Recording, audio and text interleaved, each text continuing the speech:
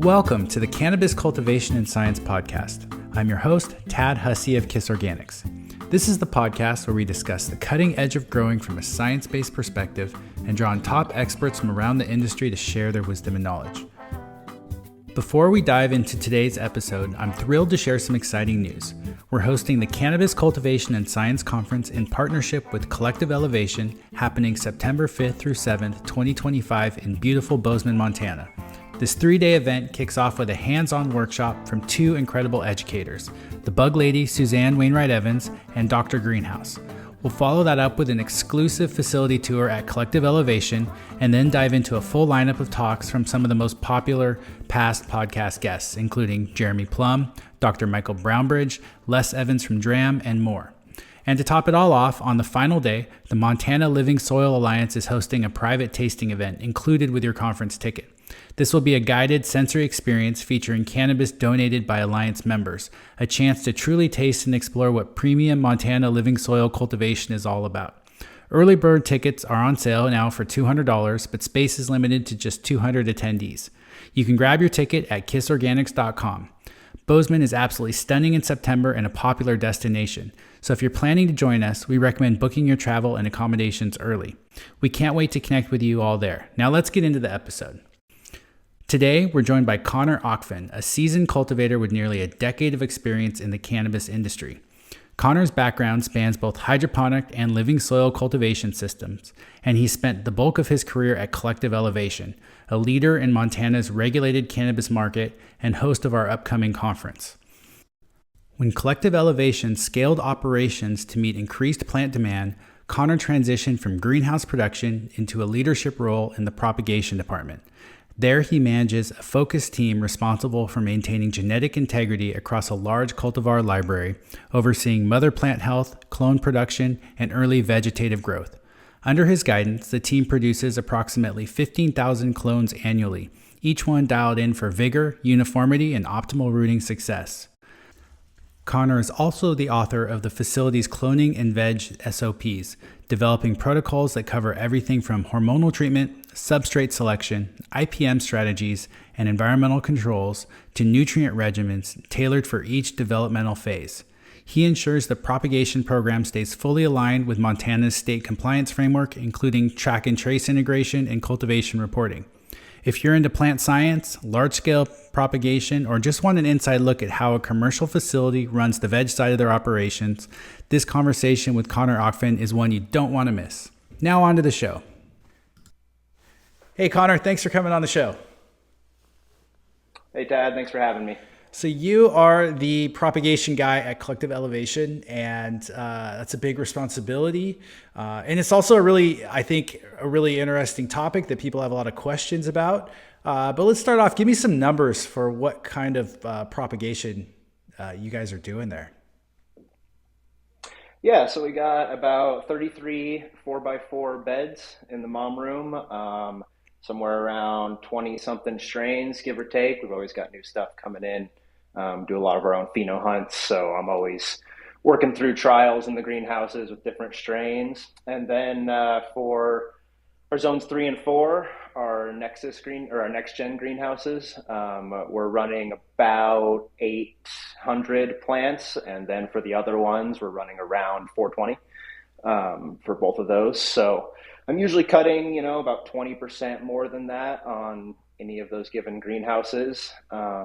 Yeah, the moms produce a lot. I'm really only cutting from 6 to 8 strains at the most per time. So a lot of those beds just kind of get taken care of differently and manicured differently depending on the time and the age class. So yeah, that's about the bulk of the numbers we're producing. And then in the summer, of course, that upticks to thousands and thousands of clones for us, for anyone else if we're selling them. But yeah, during the summer, we pick up substantially. So I have my clone room half full most of the time, and it's overflowing during the summer months. So, what's the capacity of your cloning room space? Capacity is about 5,000 in there. That's about maxed out, everything, all the shelves, all lights on. We do have like an overflow tissue culture lab that I'll occasionally have to use for clones, but we typically just fill up that clone room during the summer and it does us pretty well. So, Yeah, let's start off talking about your mother room, because walking into your mother room was one of the coolest things I think I've done in any facility. It's unlike any other mother room setup I've ever seen. I thought I was walking into a flower room at first, and you guys were just growing one plant per bed. If people want to see it, definitely go check out the Collective Elevation tour on our YouTube channel. But Connor, why don't I feel I don't want to spoil it. Like, why don't you describe what your setup is for mothers? yeah, so like I said, we got 33 4 by 4s. We typically do, I mean, always the same strain per 4 by 4, but we typically do 2 plants per bed. We kind of do that just to mitigate any potential issues of, we don't really get any rot or anything like that, but it's, when all of our genetics are housed in that one bed for that strain, I like to keep two in there.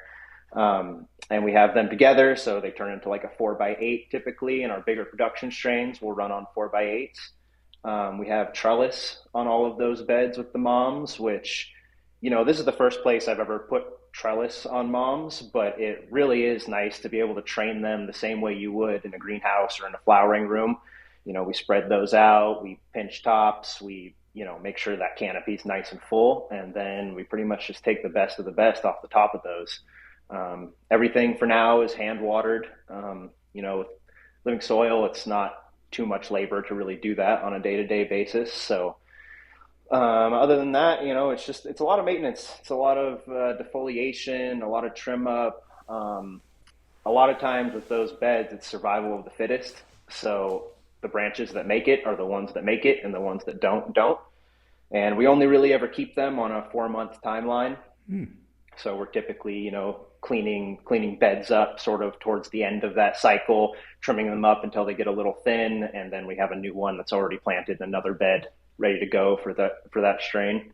So yeah, so it's a lot of labor, but really they produce really well with the setup we have. I haven't had any issues getting the numbers that I need for any of our projects really. So Yeah, your mother plants look phenomenal. Probably the healthiest mother plants I've seen in an organic facility. And I think part of that is that you give them a larger volume of soil to live in, which has more buffering capacity. It's more forgiving. I think the way you train them, I wasn't aware that you're flipping them every 4 weeks or 4 months. 4 months. 4 months. Sorry, I Yeah. misspoke there. But I really like that too. So yeah, I think it's a really interesting way of approaching, your mother stock. And as you know, like, starting with healthy mother plants is everything in propagation. What do you look for in a cutting? Like, I know you mentioned tops, but like, can you be a little more specific as to what like you really want to see in a good healthy cutting and how you're taking that cutting? Yeah, I mean, for me personally, I don't like something too thick. I don't like something too thin. I really want just the perfect, they're on a 2 week cycle. So everything gets chopped back and then will grow back up through those 2 weeks. So everything sort of hits that perfect medium of what I'm looking for in a clone within that time. I've tried it with going longer in between chopping them back, and you get cuttings that are too thick, or really the plant just isn't uptaking evenly. There's certain little microclimates happening and certain things get ruined. So that 2 week time frame is really key for us, chopping them, manicuring back, and then letting them grow back up. I like a good solid 3 4 nodes up top, and then I'll typically trim them up before plugging, but then I'll maybe even do another trim up during plugging to kind of even out the space in the tray so they're not too crowded. But yeah, there's a certain age class where they really start to like hit their stride. Um, I guess from cloning, that would probably be about, like, from rooted planting clone. That's probably about a month after they start to actually produce cuttings. But really, it's the second time we chop on them that they really start to hit their stride and just produce like crazy, with just every square has a cutting, dozens of cuttings in every corner, and we can really just manicure the whole thing and just kind of take the best of the best, and then we kind of work our way down the plant and typically even the lower growth stuff ends up rooting well, but I really do try and take the greenest, healthiest, most vigorous tops that I can off of those. But Yeah. So when you, let's just take one branch on on a mother plant. Are you taking multiple cuttings off of that? Are you making that into multiple cuttings, or are you just taking the tops and then coming back through later, taking more cuttings off of it? I'm mainly taking the one cutting off of the top. We do pinch our tops when they're smaller, but as we get on that 2 week cycle, it's just not really viable. So really, every branch kind of becomes its own cutting at that point. But during the chop back, that kind of splits up the branches too. So I might, like I said, hitting that stride after the first chop back, they really start to even out, and then stuff starts to grow a little more even, as opposed to like the fastest growing stuff being the top and overshadowing everything else. When we bring it back down, I do start to get more cuttings off of each of those branches because they just start to distribute themselves a little more evenly within that bed.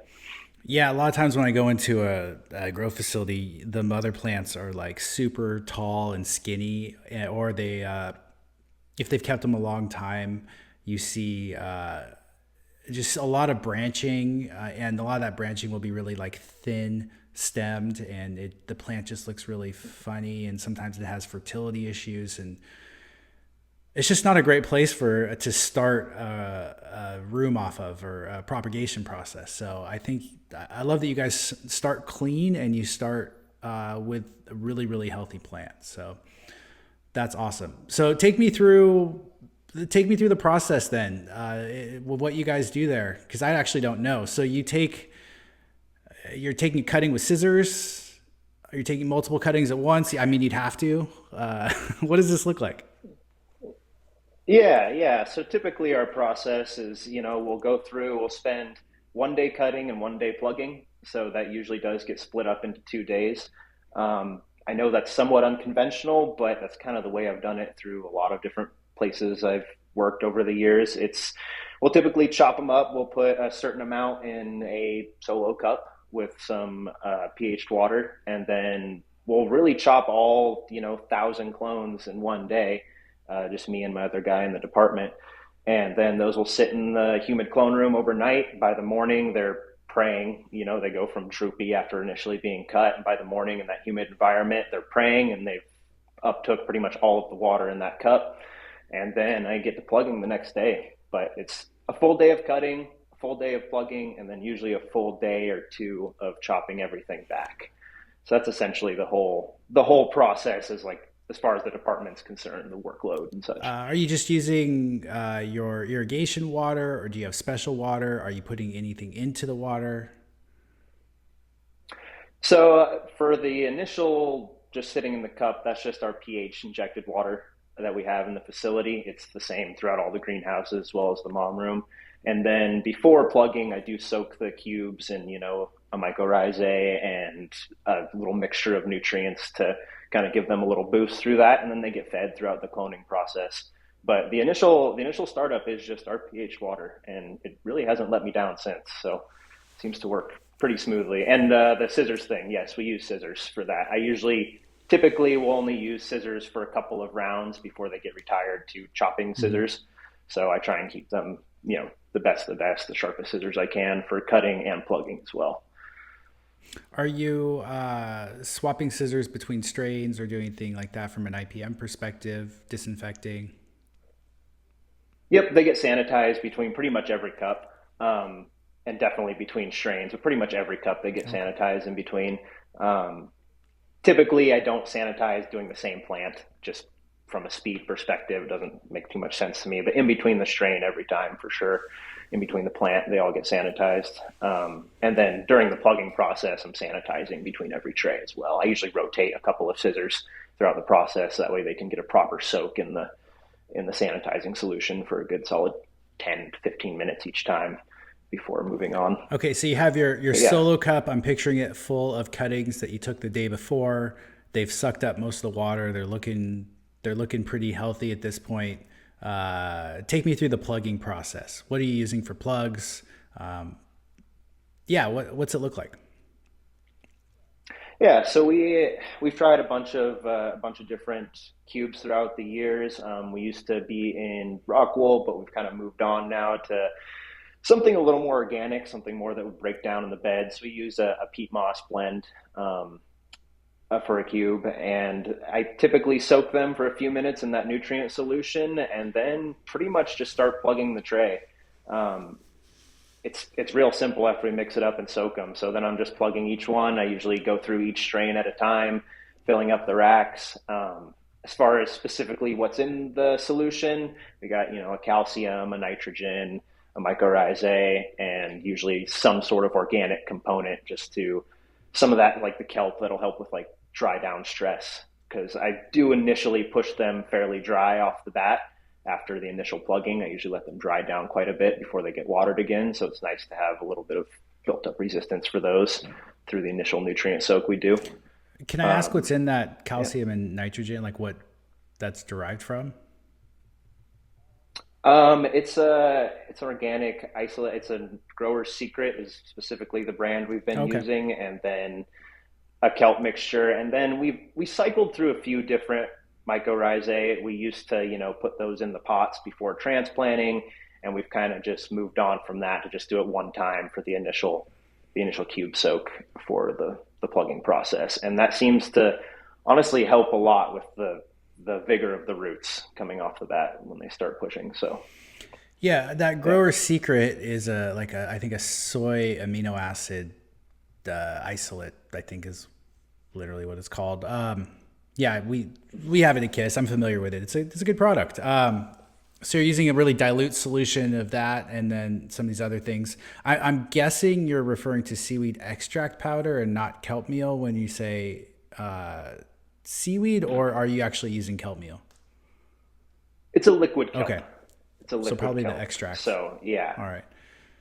yeah, exactly. And that's a real low rate. It's more just a little added something for them. It's not the main source of nutrients. But we've also used all a bunch of different kinds of feed for this. I used to not use any food in my cloning process, and really that changed with scale. At the time, I was able to kind of just take care of smaller amounts of clones without needing to juice them up as much and just kind of give them what they needed as they went. And it worked for a while. But once we got into the thousands of cuttings at a time, I really needed to be diligent about keeping them healthy and green throughout that process. So we've definitely upped that. Yeah. So do you feel like these additives just give you a little bit more time before the plants become stressed, or do you feel like it gives them a real fertility boost? Like I assume when you say the difference in scale is because you can't like water and keep your eyes on 5,000 plants all at the 5,000 cuttings at the same time. Um, Whereas when if you only had 20 or 100, you could baby them, I guess, and make sure your watering is perfectly dialed. Is that kind of what you're hinting at? Yeah, pretty much. And I mean, the food off the bat just really gives them a jump start. Um, you don't notice that they're deficient if you're not giving food off the bat. You don't notice that they're deficient until it's almost too late, and then it's really hard to catch them up with food without overwatering them. And some people do foliars and cloning. I've done it. It also doesn't seem to just flip a switch for them by any means. So giving them that jump start in food really helps prolong their uptake of nutrients as I'm continuing to feed. And yeah, with so many of them, I mean, each clone does still get its own individual amount of care, but it just more of it eases the mind for the ones in the middle of the tray that you maybe weren't paying attention to, but then you pull it out and you're like, oh, good thing I've been feeding it this whole time, or else this one might have been screwed. They're in these trays, and they just really get shadowed out by other clones. Kind of, again, survival of the fittest, same way it is on the mom plant. You've got a tray of clones. Some of them are perkier, growing more, pushing roots faster than other ones. So just making sure everything has what it needs from a nutrient perspective off the bat just helps ensure that even the smallest ones are viable options for planting if we need them. Lots of questions. Yeah. First off, the peat pellets, or what you're using there. Are they peat pellets? What's holding the peat together in this in your plug? So they're and we've only been doing this probably we've been using this for about a year now, I guess. But it's peat moss cocoa mixture, and it's a polymer pour. So it's the Jiffy Okay. brand. Okay. I know what those are then. They essentially pour those all into the sheet, and you know, when you're ordering bulk cubes like this, there's a lot of them get messed up, and it kind of just is the process. So you almost have to cull your cubes as well as you're plugging. I've noticed a different consistency in cubes will drastically affect how the plant perks up after initially being plugged, how it roots down the line. I mean, I've had individual trays that they feel off. You feel them and they don't feel as dense as other Mm-hmm. trays. And you're like, I don't know if that's just me or if it really is different. And then within a few days, you can tell right away. You're like, oh, it's a totally different thing that these cubes are not responding, or these plants are not responding the same way to. So yeah, it's a learning curve always. It's not we've got SOPs, we've got order of operations, we've got processes, but you really do kind of have to know what you're looking at every time. You have to be able to adapt and kind of be wary of those little differences. You can't really overlook things like that. They become so much more significant, especially in the cloning process. There's not a whole lot of buffer there. Everything needs to be perfect for them in that environment. So just the attention to detail, not overthinking it, but having the attention to detail is really key, because you can also overthink it. And then at that point, you're spending hours checking every single one and debating if it's wet enough or if it's dry enough. So there's a lot of, for lack of a better word, instinct that kind of comes along throughout the process as well. That is pretty important. I think instinct is really just your experience telling you what to do, because you've seen so many, probably hundreds of thousands of, not millions of these cuttings now. I would expect to see more variability with a mixture of cocoa and peat than you would have with something like Rockwool. So that makes a lot of sense. I wanted to ask. Even Rockwool too. Oh, really? Even Rockwool. I mean, so much variance. Again, density as well. I mean, I don't know what the specifics of the process are, but you'll also get ones where they just have a different density in like the middle. There'll be a pocket of just a lighter mixture of the Rockwool where it hasn't compacted perfectly, and that will affect your rooting too. Like that was one thing that I was kind of surprised by, because I thought maybe one would be more consistent than the other, but they all have their areas where you've got a tray that's just messed up. Even in Rockwool, every time it's been consistent through tens of thousands of orders of them in the past, where like you'll have a whole section that just isn't really viable. It's got chunks of rock in it. A lot of that slag won't turn into the fiber the way it's supposed to, and you'll get little chunks of rock in there, and you'll stick a cutting in there, and then something will happen with it, and you'll be like, oh, what happened with this? And you'll pull it open, and you'll see that there's just a shard of stone that just sliced into the side of your cutting and caused it to rot. So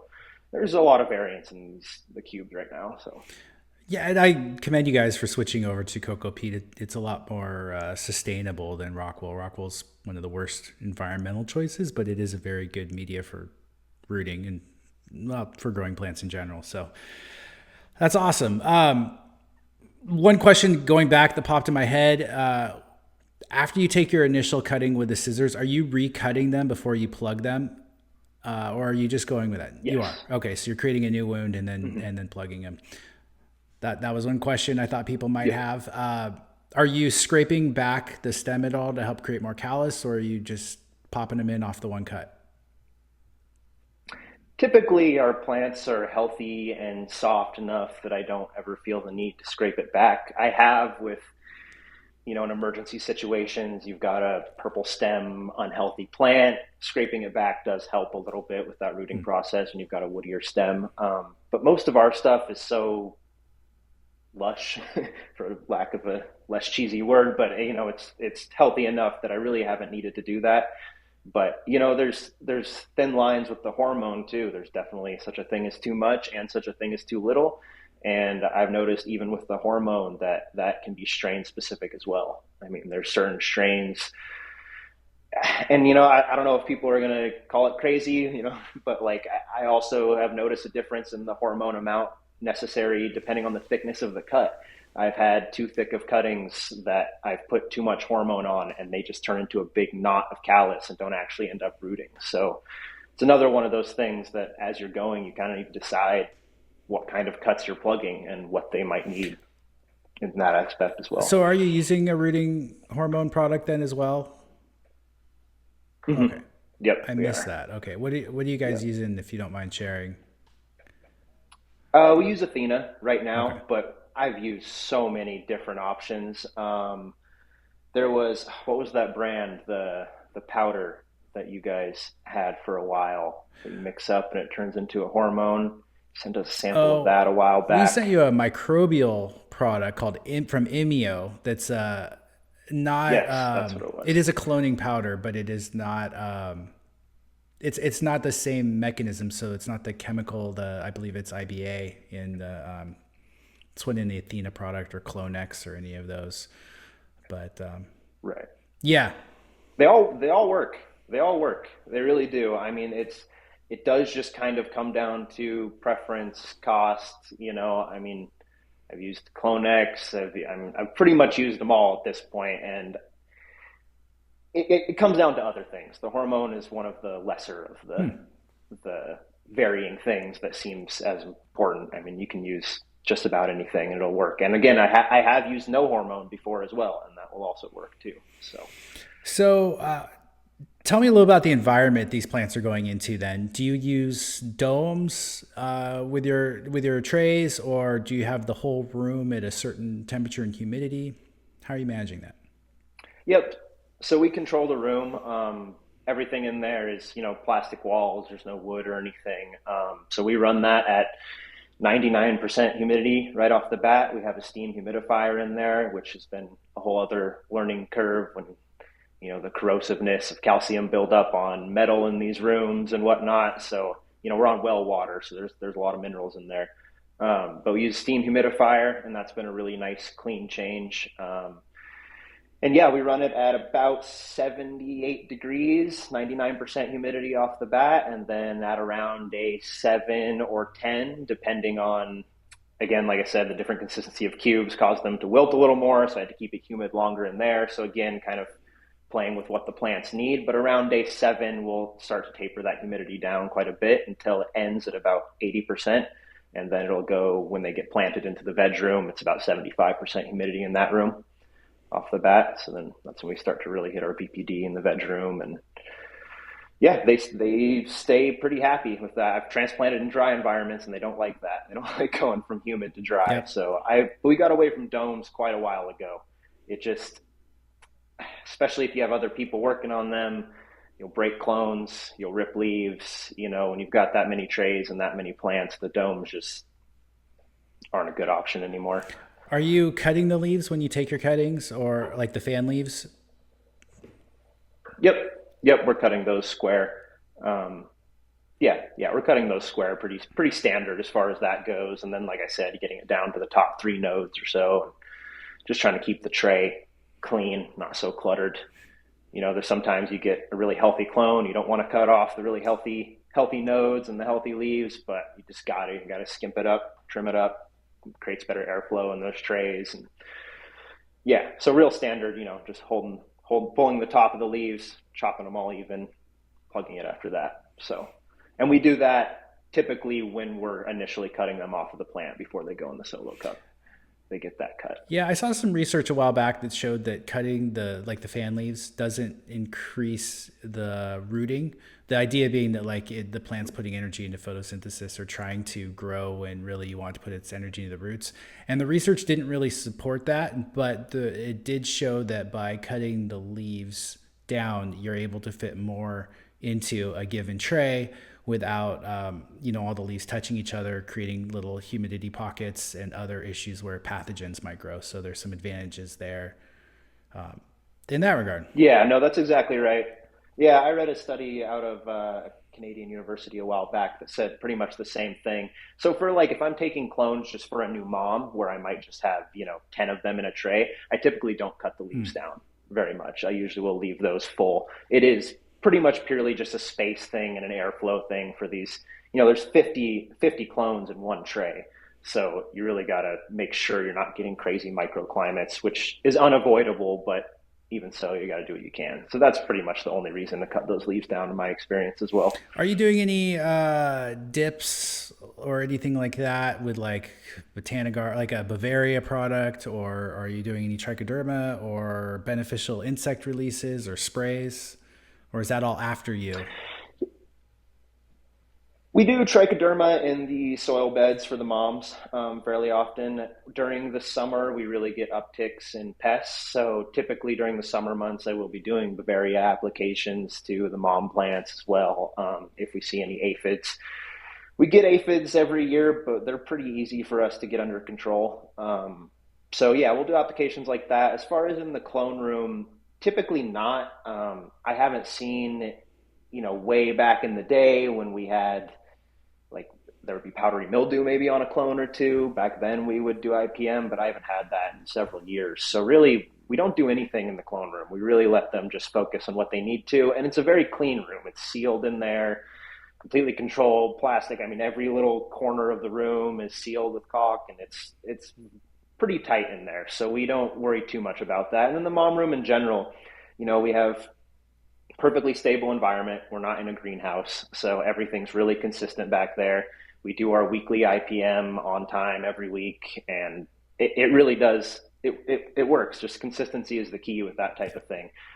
We try not to be too reactionary because a lot of times you'll see something freak out, overspray, do too high of a concentration. We really just try and stick to our system and then adapt as we need to.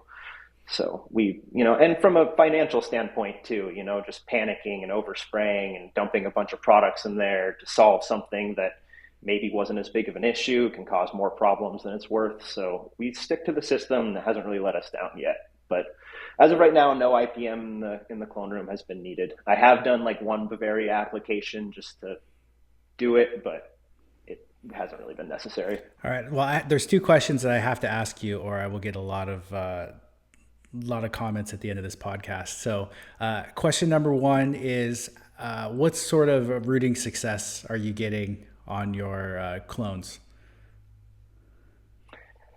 99% usually. Usually we're pretty consistent about that.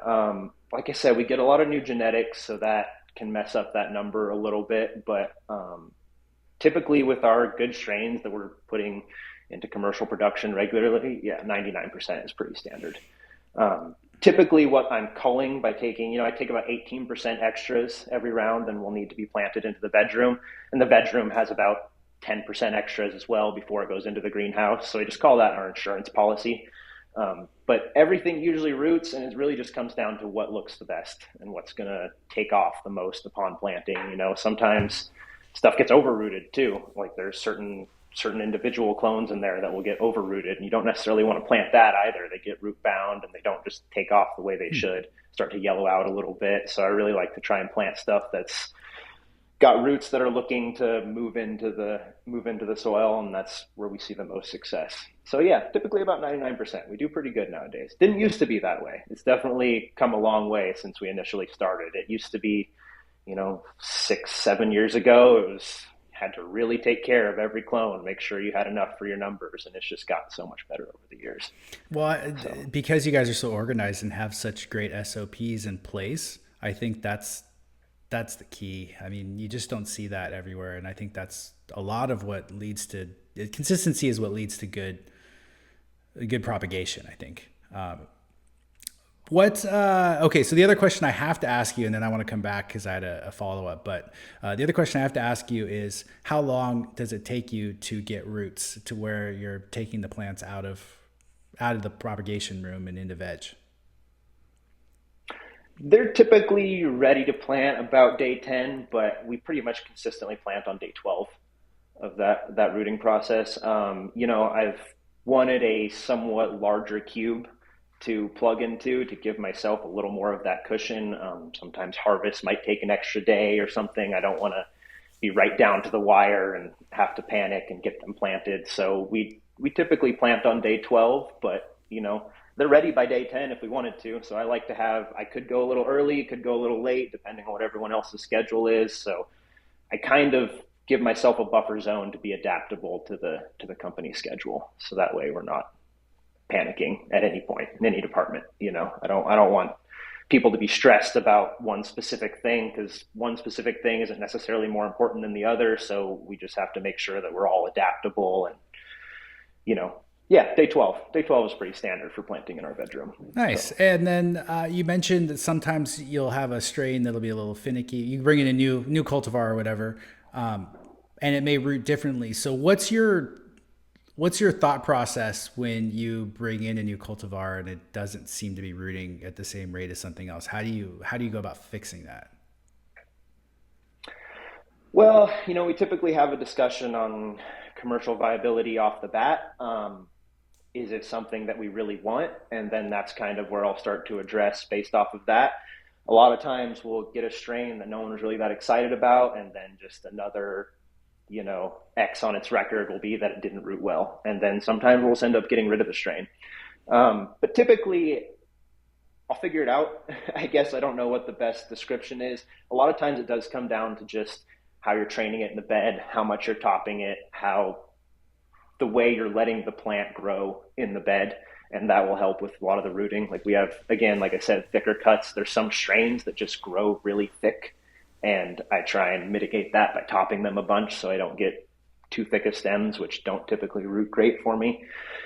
So yeah, we're adaptable, but I mean, for the most part, it just comes down to just figuring out what they need. Some strains like to be dried down harder than others as well. So there's certain strains that I'm willing to water as soon as the cube looks a little dry, and there's other strains that I'm looking to push quite a bit harder, and I see great results doing that with those as well. So even some old strains that we've been running for a long time that are still finicky that we've kept around, it's kind of figured out by now just the type of watering they need to be able to root appropriately. So Well, you guys are well known for Donny Burger, right? Out there in Montana. That's the yes, one. So how does that yep. one root out of Hmm. curiosity compared to other stuff? Great. Oh, nice. Great. It's my favorite. It's my favorite one. Luckily, our best-selling strain is the one that I love to clone.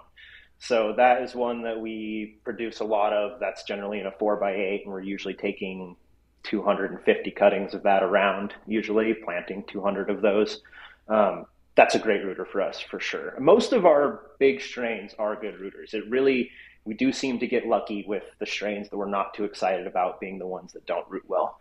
So that's typically a good thing for us. And there's a few of the Montana strains that have been floating around that I think they've just been used and abused, and eventually they just stop doing well. And so we'll get rid of those sometimes too for reasons like that. But yeah, no, Donny Burger is great. Our ice cream social, all of those are just such healthy, vigorous plants. Like there are commercial strains for a reason. They kick ass. The green crack as well. Real sturdy strain. Yeah, those are my favorite to clone. Makes my job really easy. Have So you noticed a difference with? I know you guys have a tissue culture space now there. Plants coming out of TC that in theory have lower viral load, lower pathogen load. Do you notice a difference on propagation side with those plants when they first come back? well, we've slowed down on the tissue culture quite a bit, and this is definitely not my area of expertise. We have a guy who went to school for tissue culture, but we've only pulled a few moms out of the tissue culture, and they did well. But that also kind of comes down to what you're taking. If you take a variegated clone, that plant will probably end up being variegated down the line. So picking and choosing what part of the plant, which plant you're putting into the tissue culture has also been important. So that was a bit of a learning curve off the bat where we would take some that just got unlucky. You have to take them fairly small. So we'd get unlucky with that every now and then. But Okay. so that also depends. It all kind of comes down to trial and error with the specific strains and the specific growing method you're doing, and that was a big learning curve as well. So So it sounds like if people are having issues with cloning, your suggestion, if I'm understanding correctly, would be first thing would be timing of the clone in terms of your cutting itself.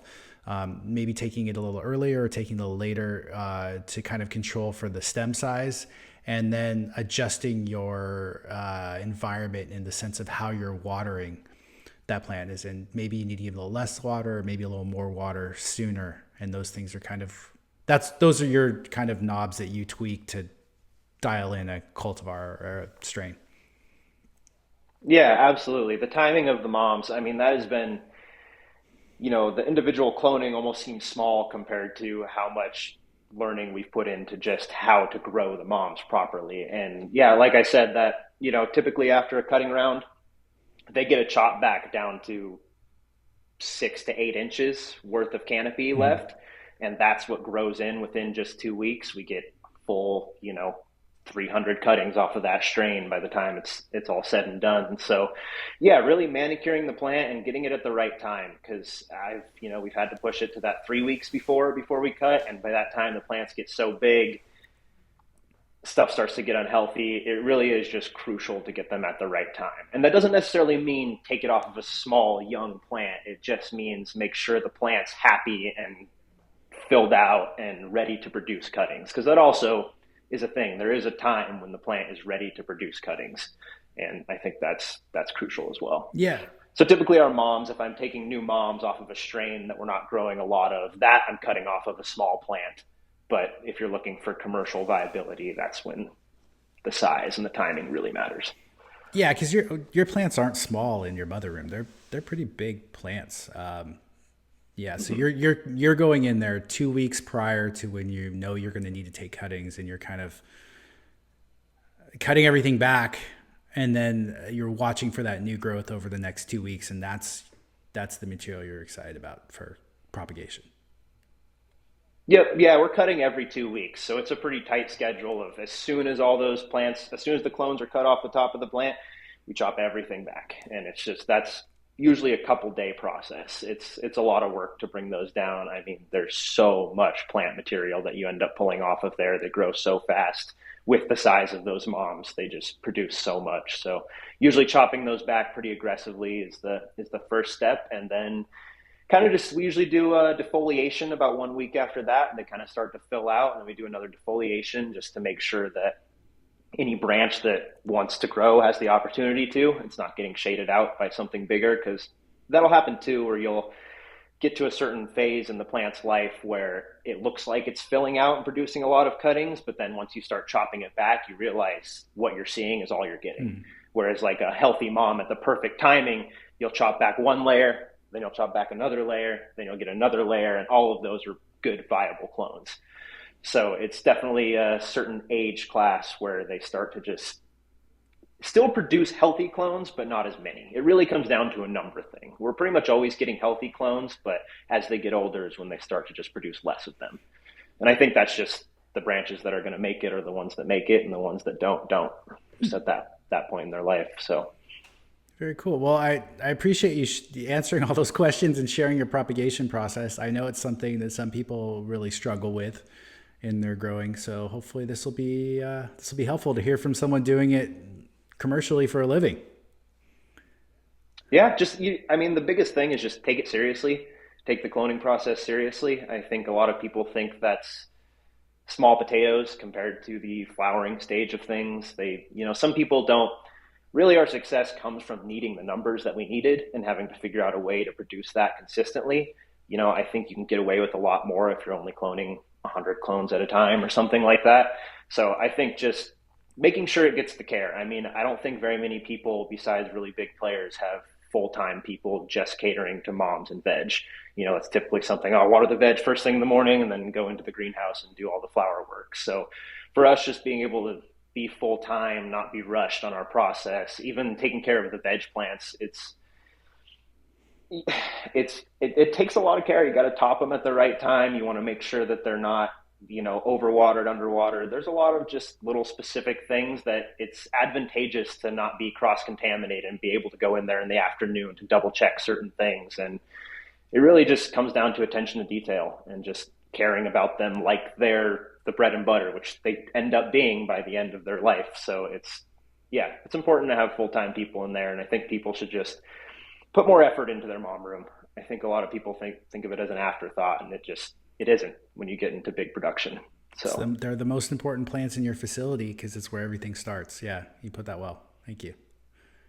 yeah, exactly. I think that's important. And I wasn't always a propagation guy. I've worked in the greenhouses. I've worked for different facilities, done hydro and everything. And it's really once we started having to hit these numbers that I realized, oh, okay, I've got to come up with like processes for this. I have to make sure this is dialed. I have to make sure they're getting fed at the right times. I have to make sure that our soil tests are, getting amended appropriately. And, they use so much nitrogen back there that's something that, we were doing like a general amendment, and then you start to specify that to, specific micronutrients for the testing, but then giving them nitrogen in between that. So it's a lot of just planning, coming up with the system, and just thinking of them as ever-changing plants like they would be in a greenhouse. They always need what they need that day, and you have to assess it every day and just refer to your SOPs as the system, but then also be able to adapt it to what the plants need, because they really are all different. People don't give, the different strains enough credit for being so individualistic as they are. So. Yeah, cannabis as a crop is one of the most diverse crops from a genetic perspective. I think that's being commercially produced right now. I can't think of anything that comes even close when it comes to genetic diversity. So I think seeing that level of difference is to be expected on scale, because you do have, remind me again, how many different strains or cultivars do you have right now in your mom room? A little over 20, okay. A little over 20, but we really only commercially clone probably 12 of those. The other ones are maybe seasonal or for sale or whatever. So, that's something too, man. Like that Donny burger, that's one, I said 4 months. Typically we'll take a new mom at that 4 months, and then it'll probably last another month, and then it'll get killed. But that Donny burger, I'm having to keep that on deck every time. I have these strain meetings where we decide what we're going to cut for the next round for a greenhouse. And I don't ever want to tell, Adam or, whoever we're working with that I can't produce them. So it's really just staying on top of those key money makers they're really crucial. They're not all equal. There are some strains that just do kind of take a back seat until we necessarily need them. But the ones that we produce a lot of, I got to make sure they're available. It's, that was the stressful part off the bat, is just like, we sold a lot of this month. We got to produce a lot. And I'm like, okay, I'm ready to go. That's, the peace of mind that whatever they need to throw at us, we can pretty much handle. So in the summer too, a lot of curveballs. I've many times have gotten like, hey, can you cut 1,000 clones? And I'm like, you know what? I can. I just happen to be able to right now. It's available. So nice.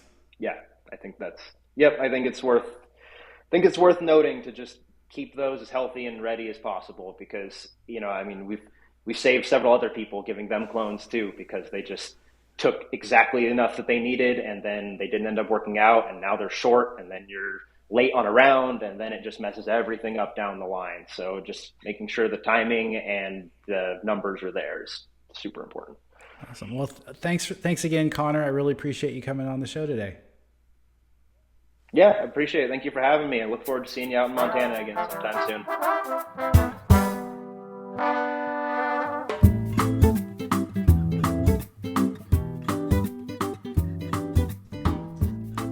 That was Connor Ockfen, and you are listening to the Cannabis Cultivation and Science podcast. Don't forget to check out the podcast page at www.kisorganics.com. Just click on the Learn tab, then Podcast. And just a friendly reminder that we do have a Patreon channel with a free 7-day trial and tiers as low as $5 a month. We do book clubs, special cultivation tips and tricks, monthly video hangouts to connect and share your grow, and even give out seed packs and other gifts at certain tier levels. Your support of Patreon or sourcing your products through Kiss Organics is what supports the podcast, and I really appreciate it. We also have the upcoming Cannabis Cultivation and Science Conference in Bozeman, Montana this year in September. More information available on our website. Thanks for listening.